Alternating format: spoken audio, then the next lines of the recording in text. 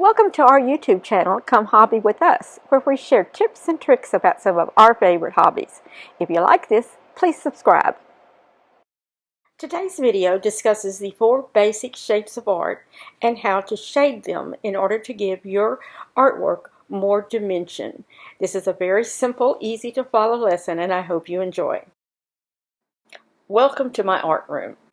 Today's lesson is going to be on the 4 basic shapes that we find in art. Actually, the 4 basic shapes that we find in all of nature. Therefore, we transfer them over to our artwork. We're also going to learn a little bit about how to shade these shapes. And once you understand these shapes, whether you want to draw the shapes them yourself or you trace them off from something else, you still need to know the proper way to shade them. But let's just start off with the 4 basic shapes. The 4 basic shapes, I'm going to draw the first one. And you tell me what this is. What is the first basic shape? We often refer to this as a circle, but actually this is a sphere. So you want to remember that. This is a sphere. It looks rather flat right now. The second basic shape starts off looking a bit like a triangle. However, instead of a straight line across the bottom, we're going to put a curved line across the bottom. This is the second shape, and it is a cone. Our third shape can start with 2 parallel lines. We're going to give this a little bit of roundness at the top and the bottom, and we have a cylinder. We're also going to give this some roundness over here. Now we have a cylinder. Looks a little bit like a tin can. Now our 4th basic shape is a cube. To draw a cube, an easy way is to draw a box. Then drop down. Your cube may be short, it may be longer. I'm going to put this one where it starts about in the middle, and I'm going to draw another box. I'm sorry if my head gets in the way a little bit. It's hard to draw from the side. Let's straighten this up just a bit and draw our box in here. Now what we're going to do to make our cube is we're going to take this corner and attach to this corner. We're going to attach this corner to this corner. We're going to attach all of the corners.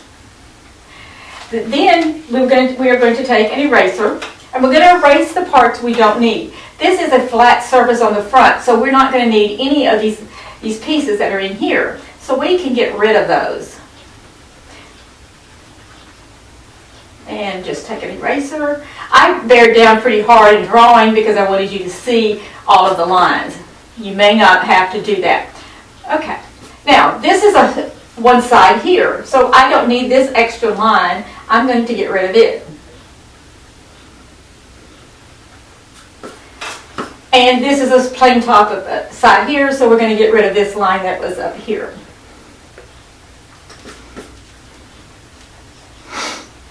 And there you have a cube. We can go back in and darken up the lines that we still wanted to keep, straighten up anything.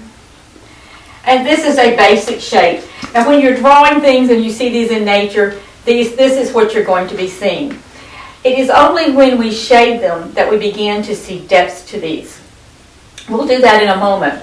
But I want you to think about all of these particular shapes and how you see them sometimes in nature. We'll talk about that again in just a minute. And now let's go over and start shading. We're going to start here with our circle. The first thing you want to do when you start shading something is you need to decide, where is my light coming from? You may be doing an art piece and the light is coming from this angle. You may do one and it's coming from here. It may be directly overhead. The light may actually be coming from somewhere underneath. This is something that you, as the artist, decides. As we work on these today, we're going to pretend that all of our light is coming from this direction. Okay, over here we have some source of light. It could be the sun, it could be a lamp, it could be something else. But we're going to pretend that all of our light is coming from this direction. And so stop when you're shading and think, how it is when you're standing, say, outside and it's a bright sunny day. If the sun is directly overhead, do you even see a shadow? If you do, not much. If it's low in the sky, you're going to see a long shadow. If it's high in the sky, you're going to see a shorter shadow. So we'll decide the lengths of our shadows as we go. The first thing we want to do is we're going to start here with our sphere. And because the light is coming from here, this is going to be a lighter side. This side will be darker. Now we have two types of shadows. We have form shadows and cast shadows. We're going to work on the form shadow first. That is the shadow that lies directly on the form itself. In this case, I'm going to use pencils here to do the shadows. If you're working in pencil work, you could easily do this way. If you're painting, you would have painted in your sphere your base color. Then you would choose a darker color to come over here and start showing that this side is darker than this side. And you would continue to do that. You would have the darkest color the furthest away from the light. As you move in, you might get lighter. If you're painting, this might be feathering something in or dry brushing your color in. There are many ways to get variations in the color. Now, for drawing purposes, I'm going to use a paper blender. This is a paper blender, and it's just rolled up paper made into a point. You can get these at any art store, any arts and crafts store. And you can see here, I'm going to blend this shading, and I'm just drawing, basically I'm drawing little circles with the paper. I don't know if you can see that from back there, but it's just drawing little circles. What is nice is you see I have no pencil marks here. With this alone, I can actually make some pencil marks there because you end up picking up some of the lead on here. Now that's just if you're using pencils and you're using a paper blender. Okay, we're going to give this a little more shape. Okay, it's beginning to take shape. One thing, however, you do need to remember in blending, shading some of these is this is a sphere. Therefore, this is a totally round object. We want the outer part of that circle to look like it's going around. In order to do that, even though the light's coming from here, part of this is set back a little bit. So we're going to give it just a little bit of shading to this side. And I'm going to blend that in. Again, if you were painting, you would use a blending brush, or you might do a dry brush method. Lots of different ways there, and that gets more into our technique. Now, I'm going to just shade some of this in. I'm leaving enough of a light that, do you see this has now taken on a much different form than what we began with, a plain circle. Now, the next thing I told you that we need is a cast shadow. A cast shadow is the shadow that is cast. This is what I was talking about when you see your shadow when you're outside. For a cast shadow, we know the light's coming from here, so the shadow probably would start somewhere in here, maybe be back in here. And the length or the width of this is going to depend a lot on how high that sun source is, how big your total object is. Now, I just kind of gave us a basic outline for where I want this. When I begin actually putting in my cast shadow, I want my cast shadow to be darkest, closest to the object, lighter the further away we get.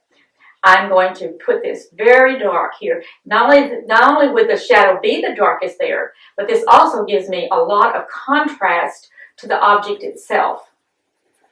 Okay, and I'm going to bring that shadow up a little bit in here. I'm going to start lightening and go a little bit lighter. And in this case, I am going to blend this because if I was painting it, I would definitely be blending it also. Another thing is I personally like all my cast shadows to have soft edges. I try not to have hard edges on them unless it happens to be an object like a cube that has a hard edge to begin with. Okay, So we now have a circle that we started with. We've changed it into the sphere by getting some lights and darks here. And if you see that you want this to be even darker, if you want to add more contrast, just go back and add what you need. If you see that you added too much in a place, simply take your eraser and erase. Now you say, well, I'm painting, I can't erase. If you're painting, what you want to do is you can come back and add in some of your lighter color. Now there's one more thing to do to make this look more natural. Right now, this looks like it is floating in space. So what we're going to do is we're going to ground it. Let's set this on a table. Okay. By grounding an object alone, you can now see that we have changed this to look more 3D. You will see this in many, many things that you do in art. Here is an example of something that you can easily do, starting with drawing circles. You can easily end up with your apples. We'll do one of those in a moment, and just to give you an idea how that goes. Now, how do you shade a cone? A cone follows a lot of the same principles, but there's a little bit of difference when you are shading a cone. Again, our light source is coming from here. We know that this side is going to be dark. So let's put a little dark in here, and we're putting, remember now we're putting on the form shadow. Now also, this side is tucked back just like the sphere was, so we're going to want a little bit of shadow over here. So I'm going to put some here. Our shadow is going to be more at the bottom. We're going to put some here. And one thing I try not to do is try not to put my shadow where it's curved in. I try to soften this in and come across. Okay, let's do a little bit of blending. I'm going to bring that on across the bottom. And I'm going to come up some. I'm going to blend in some of this from the other side. And do you see how a cylinder has a lot of its highlight more down the middle? Now, if you wanted to do this even more so, and again, it would depend on where your light source is coming from. See how I erased some of this? Let's say you can always change things up. Let's just take our paper blender and let's blend this where we leave more of this down the middle. Although, if you'll notice, one side is still darker than the other. Okay? And so you can shade your cylinder. Now we do the cast shadow. Again, I kind of start with the shape, basic shape. And let me get in front of, we're going to put our cast shadow over here.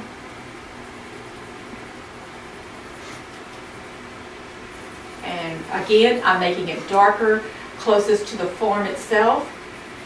I'm making this shadow come out a little more over this way. And I'm going to do some blending. And we're going to make that cast shadow come out, soften the edges a little bit. And we have now shaded in our cone. Okay? Next, we're going to shade in our cylinder, our tin can. You will see this shape a lot in nature. Okay, again, light source coming from this direction. Some of the same rules apply, but we're going to have one new rule at the end. Okay, shade, your shadow on your form will go opposite the light source. If the light source was coming from here, I would be doing the other side. Okay, we're going to do a shade on this side, maybe a little bit around the bottom, a little bit on the light side so we get that roundness. And I'm going to come on across. I'm going to start blending. I'm just softening my shadow. I'm going to bring a little bit around the top of that. I'm going to soften that other edge that we wanted to look like it's receding a little bit. And now I want to show you a trick. When you're shading something that's cylinder in shape, and you want to shade the inside, you want to make the inside look more 3D, you're going to use the opposite rules. we were shading away from our light source. I wanted this to look like a tin can, and I want to be able to see down in it. I'm going to shade closest to the light form. And you will see how this will just open this up a little bit. I'm going to put a little bit on the opposite side, not much. I'm going to blend this out a little bit to give it a little more darkness. And now do you see how it looks like we can see down in it? If this was say a tin can, maybe I could put some extra heavy darkness in here. Bring this down. It's got a bad spot there. Maybe it's got a rust spot here. We can see it to the inside, and we know that the inside is very dark inside. Okay? We put our cast shadow.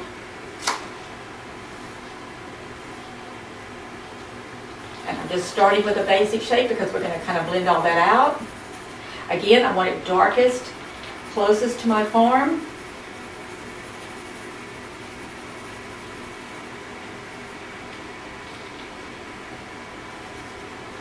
I'm going to blend that out a little bit. I'm going to soften my edges.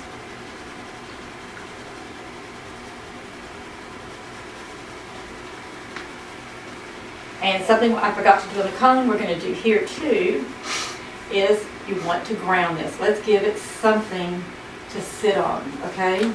And now this looks more like it's supposed to. If had we continued over here, say with our grounding, our cone now looks like it's sitting on a table.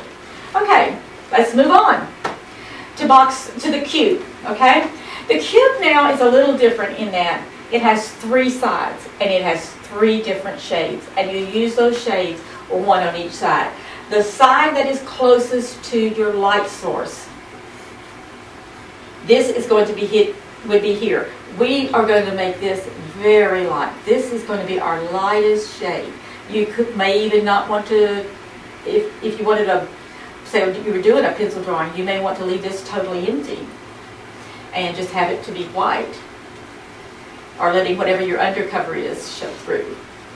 Okay, now this side here, this side is closer. It's further away than this side, but it's closer than this side. This side here is furthest away from your light source.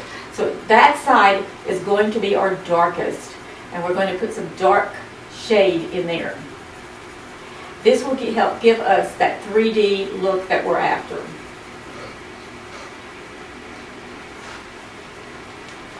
This side is going to be somewhere in between these two.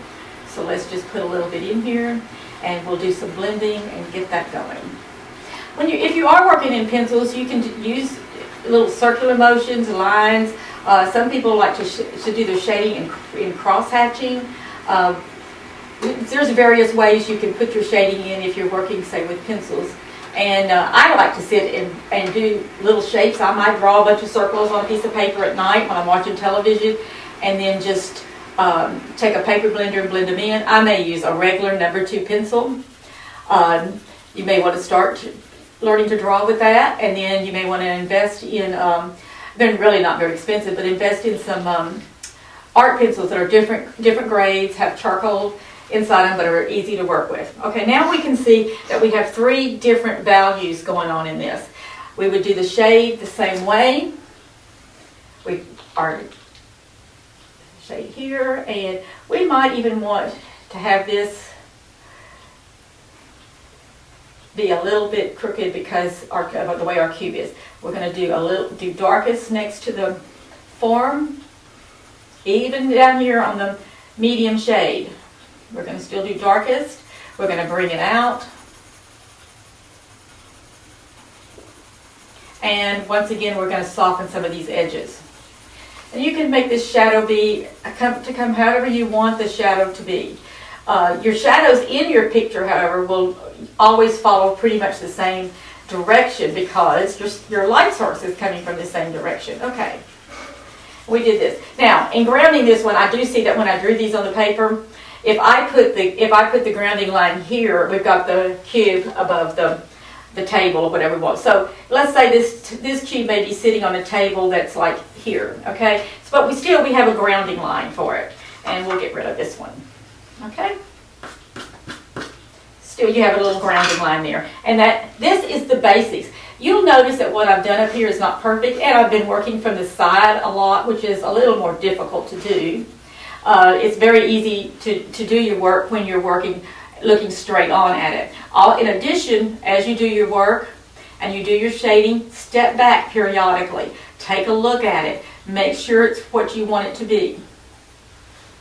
Okay, now let's say you were doing, let's look at a few different shapes that we can use using this. I want to show you how we can use some of these forms. We're going to look at the sphere and the cylinder. You'll see some of these other ones in a project we're going to do in a minute. But let's just look at this sphere. I drew a sphere, but if you notice here, I kind of came out a little bit, shapes at the bottom. This would be a nice tree trunk. Now I'm going to just do like it was the trunk. If you were doing an entire tree going up, you would be able to do more. But let's say we wanted this tree trunk. The light again is coming from this side, and so we would shade our tree on the side furthest away from the light source. If I have roots, I might put some shadows on the one side of the roots.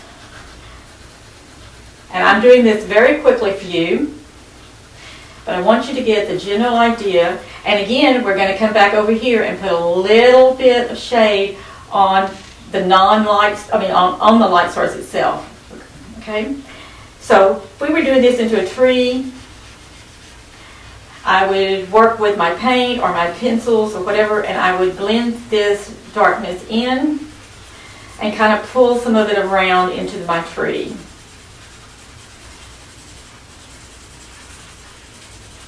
This, like I said, is going to be just a simple tree trunk. Pulling my roots out a little bit.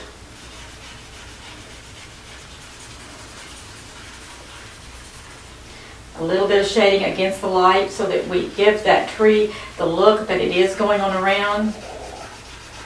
Pull a little bit of shadow in here. And do you see now we have left a little bit over here? And you'll step back, you'll look at this to see do I have enough space covered? Do I have enough highlight? Do I need more highlight? We would have some, of course, this tree is somewhere on the ground. We're going to ground that little tree stump. It's there. You may want to come back later and put you in some little blades of grass. Do you see how taking a simple cylinder and now you're starting to create a picture?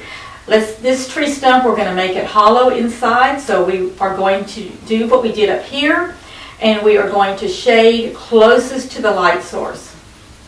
And I usually try and make, if it's going to be hollow inside, I try and make it pretty dark. Again, I'm going to bring a little bit around the other edges of that, however. Okay, and we're going to soften that a little bit so we don't have some hard lines.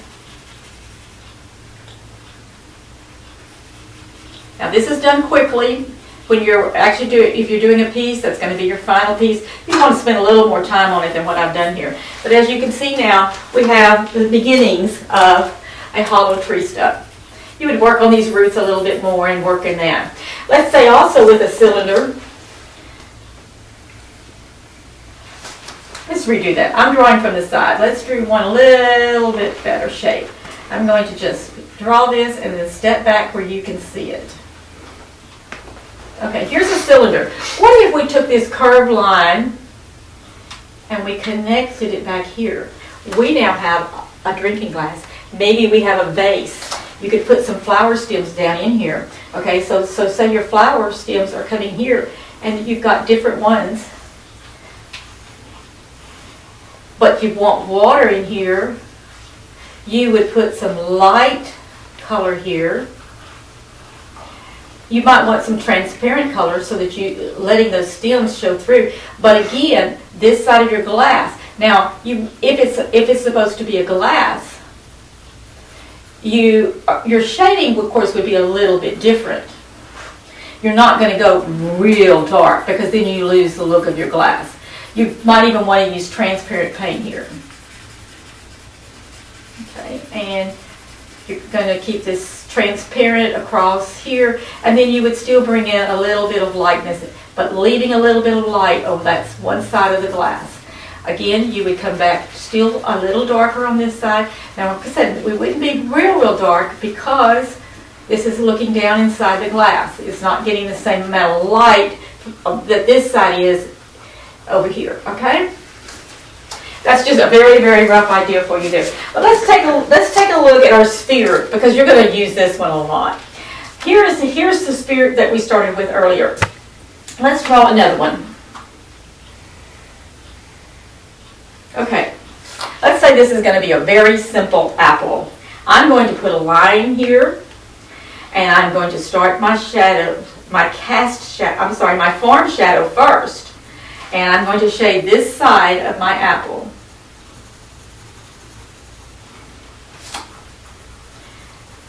Let's just quickly get some in here. And again, I'm going to do a little bit around the edges because I want this to have a 3D look. Okay. I made a little notch here where my stem is going to come out. I'm going to put me in a stem, and in this case I'm going to go ahead and darken it in because this is a pencil drawing. But I'm going to put a little bit of shadow back in here.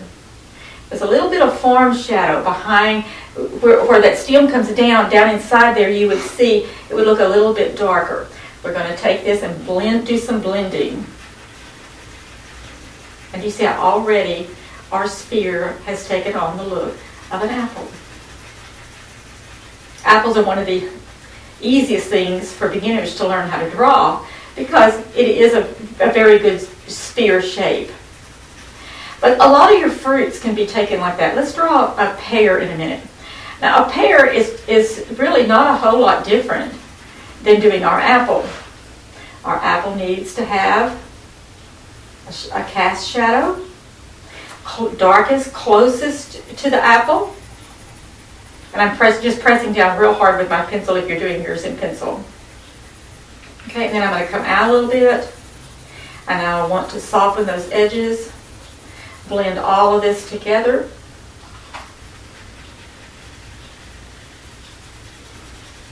And the next thing we'll do is we'll give it a grounding line.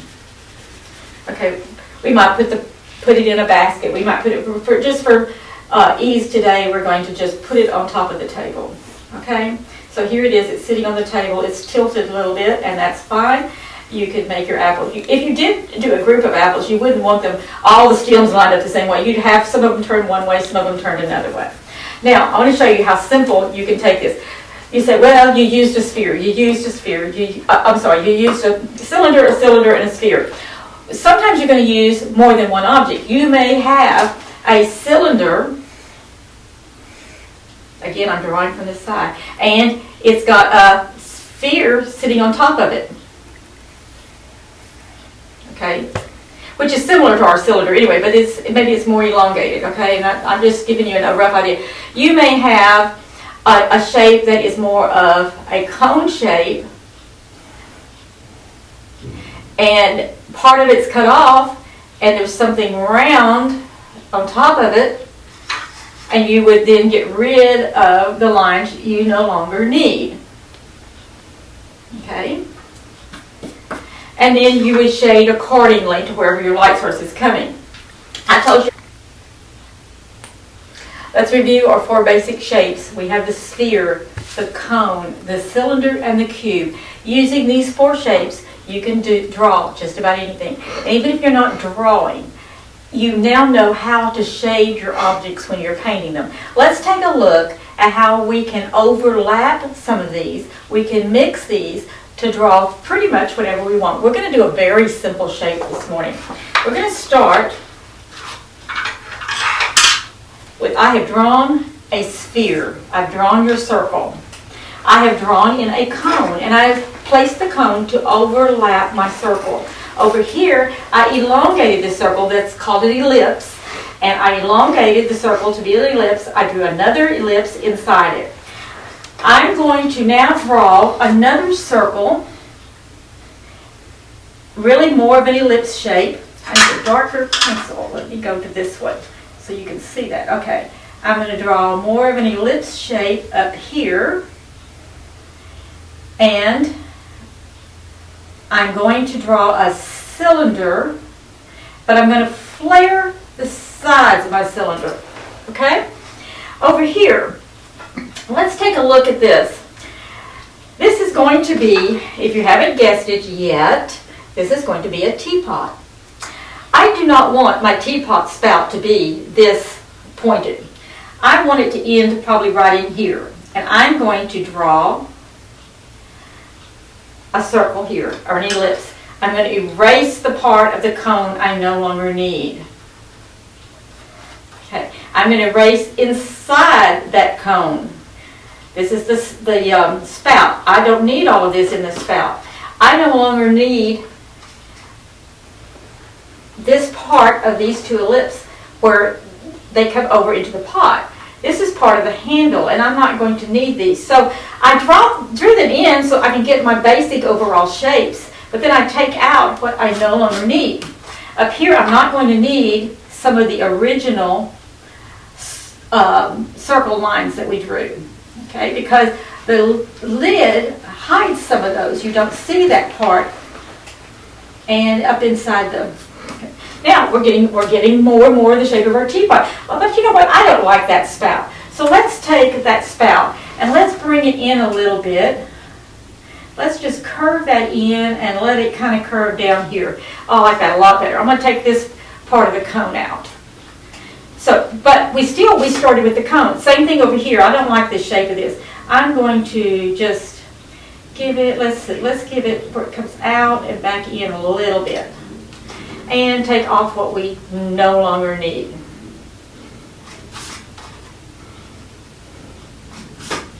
I'm going to put another ellipse inside this one so that we have more of a rim. And now you can see we've taken on the shape of a teapot. You would work with, this right here is coming out this side, so your handle really should be set further back.